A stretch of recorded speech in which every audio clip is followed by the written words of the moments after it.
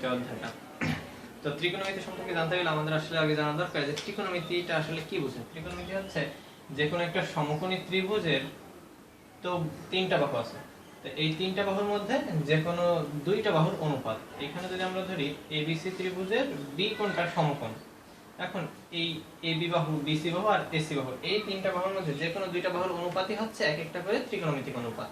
তো কয়টা ত্রিকোণমিতিক অনুপাত এরকম হয়? 6টা। তো এখন কি কি সেগুলো আমরা আসলে জানবো। তো আমাদের আগে জানা দরকার যে ত্রিকোণমিতিক অনুপাত হিসাব করার আগে আমাদের একটা জিনিস জানতে হবে যে আমাদের এই ত্রিকোণমিতি নিয়ে কাজ করতে গেলে একটা কোণ ধরে কাজ করতে হয়, একটা কোণের সাপেক্ষে কাজ করতে হয়। এই সমকোণটা বাদ, সমকোণ বাদে আর কোন কোণ আছে? এইটা আর এইটা। আমরা যদি এই কোণের সাপেক্ষে কাজ করি, এটার নাম দিলাম থিটা। এই থিটা কোণের সাপেক্ষে কাজ করি, এই থিটা কোণের সাপেক্ষে এই থিটা কোণের বিপরীত বাহুকে আমরা বলবো লম্ব। আর এই সমকোণের বিপরীত বাহু সব সময় অতিভুজ। আমি বারবার বলছি সমকোণের বিপরীত বাহু সব সময় অতিভুজ। আর এই থিটা কোণের সাথে যেটা, সেটাকে আমরা কি বলছি? ভূমি। এই তিনটা হচ্ছে বেসিক জ্ঞান। এবার আমরা যদি অন্য আরেকটা কোণ, এই কোণ নিয়ে কাজ করতে চাই, এই কোণ যদি ধরি ল্যামডা, এই ল্যামডা কোণের জন্য এ বি সি, এই ল্যামডা কোণের জন্য তখন লম্ব কোণটা, ল্যামডা কোণের বিপরীত বাহু এটা, তাহলে এই বিসি বাহু হচ্ছে তখন এর জন্য লম্ব, আর তখন এবি বাহু হচ্ছে এর জন্য ভূমি, এই ল্যামডা কোণের সাপেক্ষে। ঠিক আছে? আর অতিভুজ সব সময় সমকোণের বিপরীত বাহু এই অতিভুজ। ঠিক আছে? এবার আমরা আলোচনা করব সেই 6টা ত্রিকোণমিতিক অনুপাত নিয়ে। সেগুলো কি কি সেগুলোর নাম আমরা আসলে জেনে নিই। সাইন, কোসাইন, ট্যানজেন্ট, কোট্যানজেন্ট,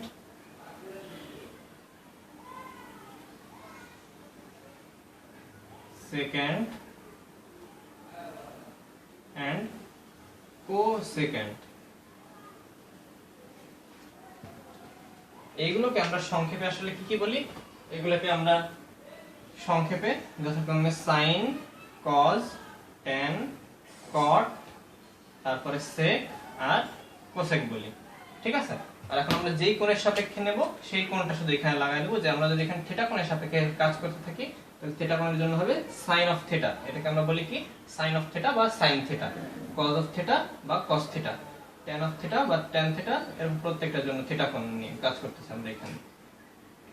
এরপরে আমাদের আসলে জানা দরকার যে সাইন থিটা, এই সাইন থিটা বিষয়টা আসলে কি। এখন আমরা সাইন, কস, ট্যান এগুলো বা প্রত্যেকটা অনুপাত আসলে কি, এগুলো আমাদের জানা দরকার। জানার জন্য আমাদের তিনটা ওয়ার্ড আসলে জানা দরকার: অলস, অভুক এন্ড ভুলট। এই ওয়ার্ডগুলোর আসলে কোনো মিনিং নাই। এটা আসলে কি নির্দেশ করে? যে লাস্টের বর্ণটা, এই বর্ণটা নির্দেশ করতেছে আসলে অনুপাতগুলো। এই স দিয়ে নির্দেশ করতেছি আমরা সাইনকে, ক দিয়ে নির্দেশ করতেছি কসকে, আর ট দিয়ে নির্দেশ করতেছি আমরা ট্যানকে। এখন কিরকম ভাবে নির্দেশ করতেছি? এই পিছন দিক থেকে, উল্টা দিক থেকে ভাগ করতে করতে আসবো।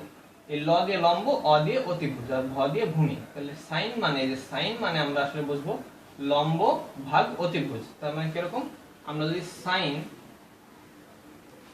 থিটার জন্য আমরা সাইন নির্ণয় করতে চাই, যে থিটা কোণের জন্য, তার মানে আমরা বলছি লম্ব ভাগ অতিভুজ, লম্ব ভাগ অতিভুজ। তো এখানে থিটা কোণের জন্য লম্বটা কি ছিল? থিটা কোণের জন্য লম্বটা ছিল এবি। তাহলে আমরা সেখানে লিখে দিলাম এবি ভাগ অতিভুজ কত?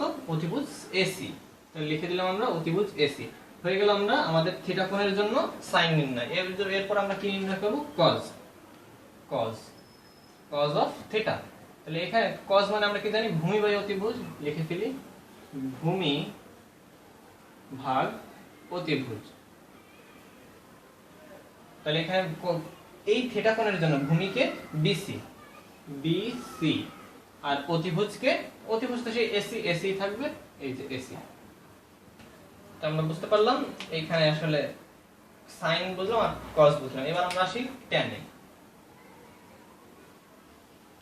ট্যানটা আসলে কি? লম্ব ভাগ ভূমি। এই যে লম্ব ভাগ ভূমি, লম্ব ভাগ ভূমি। তো এখানে লম্বটা আসলে কি? থিটা কোণের জন্য লম্ব হচ্ছে এবি, আর থিটা কোণের জন্য ভূমিটা কি বিসি। ঠিক আছে, তো এখন আমরা এই সাইন কজ আর ট্যান বুঝলাম, তাহলে কটটা কি, এইটা আসলে যথাক্রমে প্রত্যেকের উল্টা, ট্যানের উল্টা কট, কজের উল্টা সেক আর সাইনের উল্টা কোসেক। এখন কিভাবে উল্টা, এই যে আমরা যদি কট সম্পর্কে জানতে চাই, ট্যানটা কি ছিল, ট্যানের উল্টা যেহেতু ট্যানটা ছিল লম্ব ভাগ ভূমি, তাহলে কট হবে কি ভূমি ভাগ লম্ব। তার মানে আমরা যদি এখানে কট থিটা নির্ণয় করি, কট থিটা সমান সমান ভূমি ভাগ লম্ব। তার মানে আমরা এখানে ভূমি কি পাইছিলাম বিসি, বিসি আর লম্ব কি এবি, তাহলে cot থিটা মানে হচ্ছে বিসি বাই এবি। এই আর সেরকম তোমরা বাসায় সেক আর কোসেক নির্ণয় করে ফেলবা। তো এখন আমরা আলোচনা করব ত্রিকোণমিতির মূল বিষয়টা। তার মানে ত্রিকোণমিতি আসলে আবিষ্কার হয়েছিল কিসের থেকে। আমরা যদিও ত্রিকোণমিতিকে কাজে লাগাই সবসময় সমকোণী ত্রিভুজে, কিন্তু ত্রিকোণমিতি আবিষ্কার হয়েছিল আসলে একটা বৃত্ত থেকে। কোন বৃত্ত, চলো আসলে আমরা দেখে নিই। সেটা হচ্ছে এক ব্যাসার্ধ বিশিষ্ট একটা বৃত্ত। এই বৃত্তটা ব্যাসার্ধ হচ্ছে 1, আর এটা যদি আমরা একটা স্থানাঙ্ক ব্যবস্থা নির্দেশ করি, x ও x ড্যাশ, y ও y ড্যাশ। এখানে যদি আমরা এই স্থানাঙ্কতে আমরা যদি মূল বিন্দু 0 অর্থাৎ মূল বিন্দু 0 0 ধরি, এইখানে এক ব্যাসার্ধ বিশিষ্ট যে বৃত্তটা, এটা হচ্ছে ত্রিকোণমিতির যে মূল বৃত্তটা। সেটা কিভাবে মূল বৃত্ত, দেখো যে কোনো একটা স্থানাঙ্ক আমরা স্থানাঙ্ক কিভাবে নির্ণয় করি, x আর y এর স্থানাঙ্ক ব্যবস্থা দিয়ে। এখানে x চলতেছে cos থিটার স্থানাঙ্ক নিয়ে, আর y চলতেছে sin থিটার স্থানাঙ্ক নিয়ে। আমরা যে কোনো বিন্দুর জন্য আমরা প্রথমে cos দেখব, sin দেখব, এরপর আস্তে আস্তে অন্য সবগুলো দেখব। cos যদি দেখি, এইখানে x এই বিন্দু থেকে শুরু করি, যেহেতু এখানে 0 ডিগ্রি কোণ, আস্তে আস্তে এই বিন্দুতে কোণ আস্তে আস্তে বাড়বে, প্রত্যেকটা বিন্দুতে কোণ আস্তে আস্তে এইভাবে বাড়বে। তো এই বিন্দুতে কোণটা আসলে কত, 0 ডিগ্রি। এই যে এই বিন্দুতে 0 ডিগ্রি। এইখানে দেখো x এর মান কত, এইখান থেকে এইটুক, তার মানে দেখো ব্যাসার্ধ ছিল কত 1, তার মানে এইটুক হচ্ছে x এর মান। তাহলে আমরা বলতে পারি এই বিন্দুর জন্য থিটা সমান এখানে কত, আমরা বলছিলাম যে কোণটা আসলে 0 ডিগ্রি। তার মানে এইখানে x এর মান 1, তার মানে cos 0 এর মান cos of 0 ডিগ্রি সমান সমান 1। তার মানে আমরা কিন্তু এটা আসলে দেখতে সত্যি সত্যি যে cos 0 এর মান আসলে 1। এরপরে আমরা এই বিন্দুর জন্য sin নির্ণয় করি, তাহলে এখানে 0 ডিগ্রি, কিন্তু দেখো এখানে y এর মান কত 0, তাহলে এখানে y সমান 0, তার মানে sin 0 ডিগ্রির মান 0, যেটা আমরা জানি সত্যি। আমরা প্রত্যেকটা বিন্দুর জন্য তোমরা নির্ণয় করে দেবে, প্রত্যেকটা বিন্দুর জন্য সত্য। এইবার তোমরা আরেকটা জিনিস খেয়াল করো, যে কোণের মান আস্তে আস্তে যত বাড়তেছে, x এর মান তুমি দেখো x এর মান কিন্তু আস্তে আস্তে কমতেছে। অর্থাৎ x মানে কি cos থিটা, অর্থাৎ কোণের মান যত বাড়বে x অর্থাৎ cos থিটার মান আস্তে আস্তে কমবে 90 ডিগ্রি পর্যন্ত। আমরা সেটা বলতে পারি যে এখান থেকে x এর মান আস্তে আস্তে কমতেছে, তার মানে থিটার মান আস্তে আস্তে যত বাড়তেছে cos থিটার মান কমতেছে। একদম এই পয়েন্টে দেখো 90 ডিগ্রি, এই যে কোণটা তখন 90 ডিগ্রি, সরলরেখা এখানে 90 ডিগ্রি কোণ, 90 ডিগ্রি কোণের জন্য cos থিটার মান কত, এই দেখো x এর মান এখানে কত 0, এই যে y অক্ষের উপর যেহেতু রয়েছে এই বিন্দুটা, তাহলে x এর মান 0, সেজন্য cos 90 ডিগ্রির মান কত 0। এবার আমরা আসি sin থিটাতে।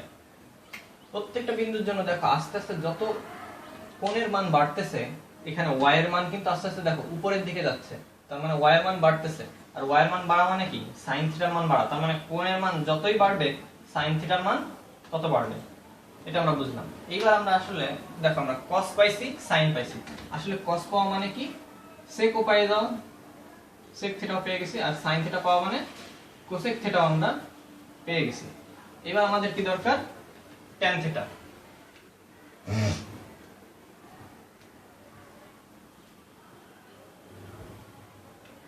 তো tan থিটা আসলে দেখো আমাদের দরকার কি tan থিটা। তো tan থিটাটা আসলে কি ট্যানজেন্ট, ট্যানজেন্ট মানে হচ্ছে স্পর্শক, যে কোনো পয়েন্টের জন্য স্পর্শক। এখন আমরা যদি ধরি আমরা থিটাটা নিচ্ছি এই যে এই পরিমাণ কোণ, এই পরিমাণ আমরা কোণ নিচ্ছি, তার মানে থিটা হচ্ছে এটা। আর এই যে যে স্পর্শ বিন্দু, এই বিন্দুতে আমরা একটা স্পর্শক আঁকবো। স্পর্শক আঁকলে এই স্পর্শ বিন্দু থেকে x অক্ষের ছেদবিন্দুতে যেই দূরত্বটা, এইটুক হচ্ছে tan থিটা এর মান। ভালো করে বোঝো যে যে স্পর্শ বিন্দু আর হচ্ছে x অক্ষের ছেদবিন্দু, এটা হচ্ছে tan থিটার মান। তারপর তুমি আরেকটা জিনিস খেয়াল করে দেখো যে থিটা যদি তুমি আরো কমাও এই পয়েন্টে যদি তুমি একটা তাহলে স্পর্শক আঁকো, এই যে তখন কিন্তু থিটা হচ্ছে এই যে কমে গেল, তখন দেখো এইখান থেকে এইটুক হবে কিন্তু tan থিটার মান। তার মানে কোণ যদি যে কোণের মান কমে গেল তখন থিটার মান অর্থাৎ থিটার মান কমে যাওয়া tan এর মানও কমে যায়, তখন থিটার মান কমে গেলে tan এর মানও কমে যায়। একদম তুমি ইনিশিয়াল স্টেপে এই পয়েন্টটাতে যদি তুমি একটা স্পর্শক আঁকো, এইখানে দেখো এই স্পর্শকে x অক্ষের সাথে যে ছেদবিন্দু আর স্পর্শক একই বিন্দু, তার মানে এদের মধ্যে দূরত্ব কত? 0। সেজন্য 0 ডিগ্রিতে আমরা tan থিটা মান পাই কত? 0। আর এবার আমরা দেখব tan 90 আসলে আমরা কেন মান পাই না কেন। tan 90 ডিগ্রি, দেখো 90 ডিগ্রি কোন জায়গায়? এইখানে যদি আমরা একটা স্পর্শক আঁকি, এই স্পর্শকটা কিন্তু কোনোদিনই x অক্ষের সাথে ছেদ করবে না, বা এরা ছেদ করলে অসীমে যায় করবে। সেজন্য আমরা বলি tan 90 ডিগ্রির মান, tan 90 ডিগ্রির মান কত? ইনফিনিটি, বা এর আমরা কোনো মান আসলে পাই না।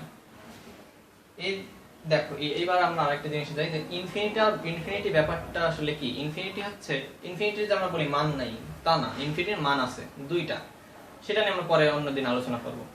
এখন দেখো তাহলে tan এইটা, আর এবার দেখো tan এর মান আর কি থিটার মান যতই বাড়বে এইখানে আসলে স্পর্শকটা হবে এই রকম, তখন এইখান থেকে এত দূরত্ব, তখন কিন্তু tan এর মান বাড়বে। এর জন্য থিটার মান বাড়লে tan এর মান বাড়ে। এবার আমরা আলোচনা করব ত্রিকোণমিতির কিছু বেসিক সূত্র নিয়ে। তো একদম ইনিশিয়াল স্টেপের সূত্রগুলো কোনগুলো চলো আমরা দেখব। sin square theta plus cos square theta goes to 1, sec square theta minus tan square theta goes to 1, আর cosec square theta minus cot square theta goes to 1। এই তিনটা এখন আমরা প্রমাণ করব এই যে সেই আগের সেই বৃত্তটা দিয়ে। কিভাবে প্রমাণ করব দেখো, একদম প্রথমটা আমরা যদি ধরি, প্রথমটা কি sin square theta plus cos square theta goes to 1। এখন আমরা যে কোনো একটা পয়েন্ট সিলেক্ট করি, এই পয়েন্টের জন্য আমরা ওই সূত্রটা প্রমাণ করব। তা এইখান থেকে আমি x অক্ষের উপর একটা লম্ব আঁকি আর মূল বিন্দুর সাথে যোগ করে দিই। দেখো যেহেতু লম্ব, তাহলে এই কোণটা 90 ডিগ্রি, এটা তখন অতিভুজ, আর এই যে হচ্ছে তখন থিটাটা। আচ্ছা, এইবার আমরা বলতেছি এই বিন্দুটা হচ্ছে কি sin থিটা আর cos থিটা, এর যে দুজনের স্থানাঙ্ক নিয়ে চলাফেরা করতেছে, x সমান হচ্ছে cos থিটা, y সমান sin থিটা। তাহলে এইখান থেকে এই পর্যন্ত আমরা কি পাচ্ছি? এইটুকু কিন্তু আসলে cos থিটা, আর এইখান থেকে এই পর্যন্ত এটা আসলে sin থিটা, এই যে এইখান থেকে এই পর্যন্ত। এখন আমরা যদি এই সমকোণী ত্রিভুজটা পিথাগোরাস অ্যাপ্লাই করি, এটার নাম দিই a, এটা b দিই, তাহলে OA square goes to AB square plus OB square. এইখানে আমরা দেখি OA স্কয়ার আসলে OA, এটা আমরা বলছিলাম এক ব্যাসার্ধ বিশিষ্ট একটা বৃত্ত, যেহেতু এক ব্যাসার্ধ বিশিষ্ট বৃত্ত, তাহলে এখানের মান হচ্ছে O এর মান 1 স্কয়ার। AB মানে হচ্ছে এই যে AB মানে হচ্ছে sin square theta plus OB square মানে হচ্ছে cos স্কয়ার থিটা। এই যে প্রমাণ হয়ে গেল sin square theta plus cos square theta সমান 1। সেরকম আমরা প্রত্যেকটাই দেখাই দিতে পারি সেই একইভাবে প্রসেসটা। এবার চলো আমরা অন্য আরেকটা পদ্ধতিতে এই প্রমাণগুলো শিখি।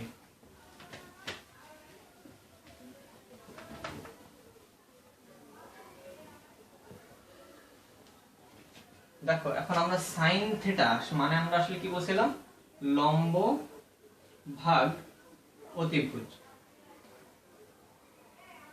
এটা মানে কিন্তু আসলে কি sin, আর রয়েছে কি স্কয়ার, তাহলে দিয়ে দিলাম স্কয়ার প্লাস cos স্কয়ার। তাহলে cos মানে আমরা কি পাইছিলাম?